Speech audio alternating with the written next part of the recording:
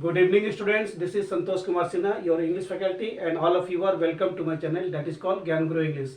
आज हम आपको एकदम competitive level plus academic level का एकदम स्टार्टिंग पॉइंट से यानी कि 0 पॉइंट से ये आपका क्वेश्चन करा रहा हूँ जो कि कॉमन एरर है और मेनली तो खास करके कंपटीशन में बहुत ज़्यादा पूछता है। तो आज हम लोग का जो टॉपिक रहेगा वो रहेगा आर्टिकल से, यानी कि ए एंड द। ए का प्रयोग, एन का प्रयोग और द का प्रयोग इंग्लिश में कहाँ पर होता है, और इससे किसी भी इंडिया का कोई भी इंग्लिश का जो जनरल कंपटीशन होता है उसमें बहुत ज़्यादा क्वेश्चंस आता है। तो उसी को ध्यान में रखते हुए आज हमारा जो वीडियो रहेगा एकेडमिक और कंपटीशन दोनों में, ठीक है ना। एकेडमिक में रहता है फिल इन द ब्लैंक्स और कंपटीशन में रहता है फाइंड आउट द एरर्स, पर रहता है दोनों में।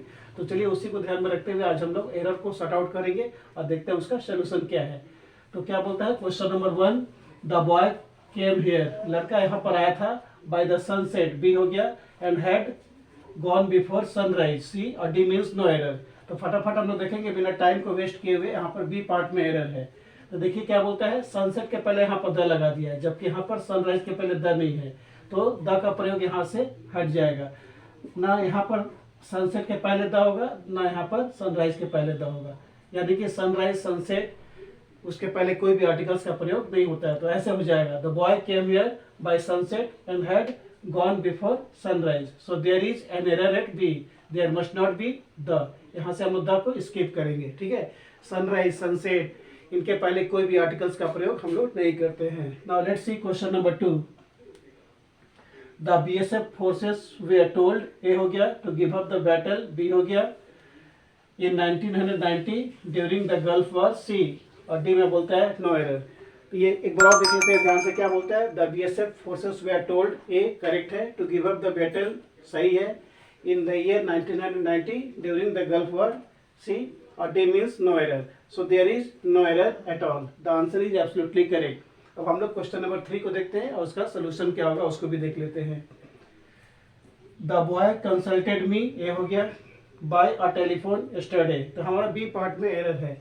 देखिए यहाँ पर जो टेलीफोन के पहले जो ए लग गया है ये बिल्कुल इनअप्रोप्रिएट है, अनुचित है, एकदम नहीं होगा। तो इसका आंसर हो जाएगा, the boy consulted me bye telephone yesterday but I was not in the office, यानी कि लड़का मुझसे टेलीफोन के द्वारा संपर्क किया था लेकिन मैं ऑफिस में नहीं था। So there is one second error at B, यहाँ से हम लोग ए को कट करेंगे। फोर्थ में बोलता है Gandhi ji was a great politician, ये तो सभी लोग जानते हैं, ये लगेगा who fought against the Britishers, जिन्होंने ब्रिटिश के खिलाफ मतलब लड़ाई किया था, to make our country free, हमारे देश को आज़ाद करने के लिए। एक बार और, Gandhi ji was a great politician, Gandhi ji एक ग्रेट पॉलिटिशियन थे, करेक्ट है ये part. who fought against the Britishers, जिन्होंने ब्रिटिशर्स के खिलाफ लड़ाई लड़ा था, why, to make our country free, हमारे देश को आज़ाद करने के लिए। so there is no error at all, the answer is absolutely correct। तो चलिए बिना टाइम वेस्ट किए हुए क्वेश्चंस को हम लोग आगे बढ़ाते हैं और देखते हैं उसका सोल्यूशन क्या है। चलिए क्वेश्चंस को कंटिन्यू करते हैं और देखते हैं उसका सोल्यूशन क्या है। So let's read question number 5। क्या बोलता है, प्लीज हैंग पिक्चर, हमारा ए पार्ट में एरर है। बिना टाइम वेस्ट किए हुए हम लोग एज ए मतलब जैसे होता है ना, मतलब फटाफट क्वेश्चंस को पढ़ेंगे और बिना टाइम वेस्ट किए हुए उसका सोल्यूशन ढूंढेंगे, ठीक है, यानी कि क्रैश कोर्स के जैसा। क्रैश कोर्स में क्या होता है कि कोई डिटेल में जाने की जरूरत नहीं है, बस आपको टू द पॉइंट आंसर को ढूंढ के लिखना है। उसी तरह से हम लोग यहाँ पर बिहेव करेंगे, यानी कि without wasting our time we have to find out the solutions of each and every question.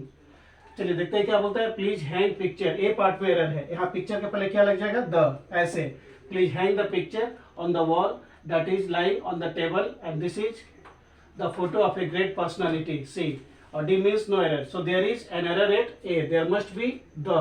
Please hang the picture on the wall that is lying on the table and this is the photo of a great personality.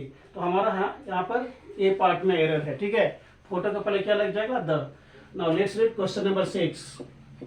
The earth is considered, ये तो बिल्कुल सही है, and unique planet, हमारा B part में गलत है। बहुत सारे बच्चे गलत कर जाते हैं, वो लोग सोचते हैं ना कि यहाँ पर यू जो है ना वॉवेल है, यू बिल्कुल वॉवेल है, पर साउंड इसका कॉन्सोनेंट का हो रहा है। तो इंग्लिश ग्रामर में ऐसा बहुत सारा टर्म्स है, बहुत सारा वर्ड्स है जो स्टार्ट होता है वॉवेल से, पर उसका साउंड कॉन्सोनेंट का होता है। तो साउंड के हिसाब से हम लोग यहाँ पर आर्टिकल का प्रयोग करेंगे।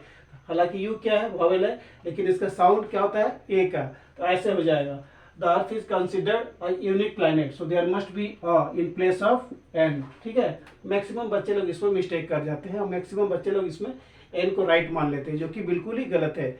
तो क्या होता है कि इंग्लिश में ऐसा बहुत सारा वर्ड्स है जो वॉवेल से स्टार्ट होता है पर उसका साउंड कॉन्सोनेंट्स होता है, जैसे यूनिक हो गया, यूजफुल हो गया, यूनिवर्सिटी हो गया। इससे अक्सर क्वेश्चन आता है कंपटीशन में एज वेल एज एकेडमिक में। तो आप एकदम उसको याद रखिएगा, यूनिवर्सिटी के पहले, यूनिक के पहले, यूजफुल के पहले, यूरोपियन के पहले हम लोग हमेशा अ का प्रयोग करते हैं और इसको पर्टिकुलर बनाने के लिए हम लोग द का प्रयोग करते हैं। जैसे क्वेश्चंस को कंटिन्यू करते हैं और इसका फाइनल टच हम लोग देते हैं कि क्या क्वेश्चन है और उसका क्या सोल्यूशन होगा।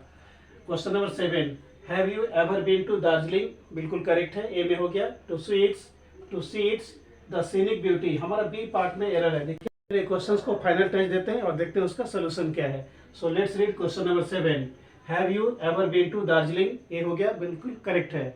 To see it's the scenic beauty, हमारा एरर जो है ना बी पार्ट में है।